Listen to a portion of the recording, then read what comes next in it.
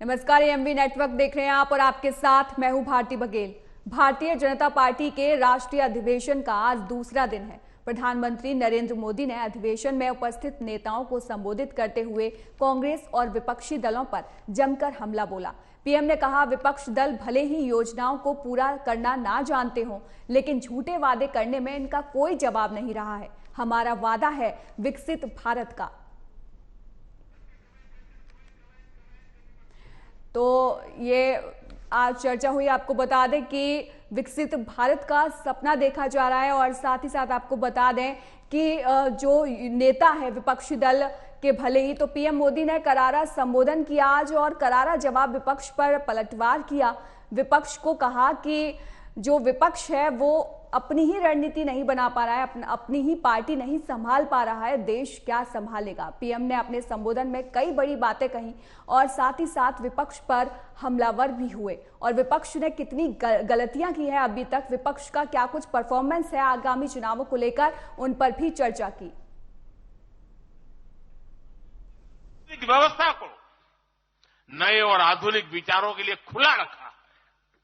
आजादी के बाद वर्षों तक जिन्होंने हमारे देश पर शासन किया, उन्होंने एक व्यवस्था बना दी थी। उस व्यवस्था में कुछ बड़े परिवारों के लोगों को ही सत्ता के केंद्र में रहे, उनके आसपास रहने वाले लोगों को ही राजनीतिक ताकत मिलती रही।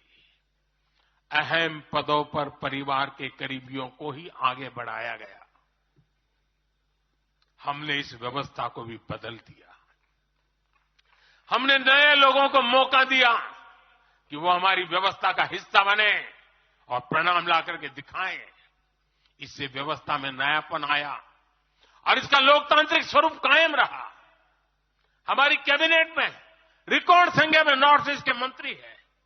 नागालैंड से पहली बार एक महिला राज्यसभा में सांसद बन गई है।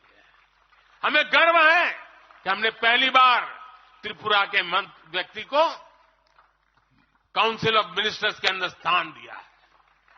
पहली बार हमारी सरकार में अरुणाचल प्रदेश को कैबिनेट मिनिस्टर मिला है। पहली बार गुर्जर मुस्लिम को राज्यसभा के लिए नॉमिनेट किया गया है। हमारी सरकार में ही गोवा से कैबिनेट मंत्री बनाया गया। हमें गर्व है कि हम बीजेपी के एक ऐसी संस्कृति का हिस्सा है जो मंत्रालय में रिकॉर्ड ओबीसी प्रतिनिधित्व सुनिश्चित किया जाता है। अमित भाई ने इसका विस्तार से वर्णन किया, इसलिए मैं ज्यादा उसके ऊपर नहीं कहना चाहता हूं। आज अपने लिए बड़े लक्ष्य तय कर रहा है और जो लक्ष्य तय करता है अपनी आंखों के सामने उसे प्राप्त भी करता है।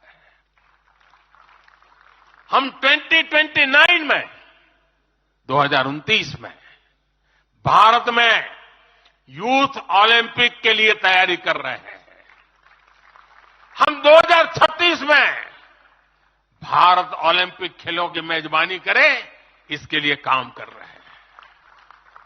हम 2030 तक हमारी रेलवे को नेट जीरो टारगेट पर ला करके कार्बन मुक्त करने की दिशा में काम कर रहे हैं।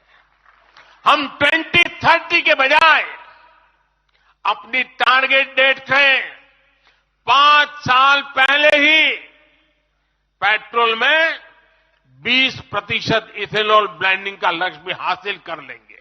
साथियों, विपक्ष के हमारे दल भले ही योजनाओं को पूरा करना न जानते हो, लेकिन झूठे वादे करने में इनका कोई जवाब नहीं रहा है। बावजूद इसके आज एक वायदा करने से ये सारे राजनीतिक दल घबराते हैं। एक भी राजनीतिक दल के मुंह से नहीं सुना होगा आपने, जो वायदा हम कर रहे हैं ना, इसका जिक्र तक करने का उनमें सामर्थ्य नहीं है।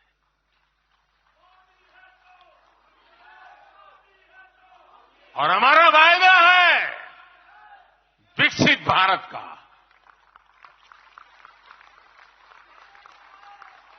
इन लोगों ने स्वीकार कर लिया है कि ये लोग भारत को विकसित नहीं बना सकते।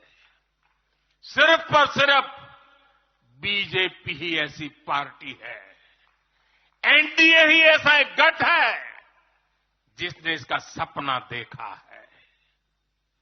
हम मिशन मोड पर भारत को 2047 तक देश जब आजादी के 100 साल मनाएगा, हम भारत को विकसित देश बनाने के लिए काम कर रहे हैं।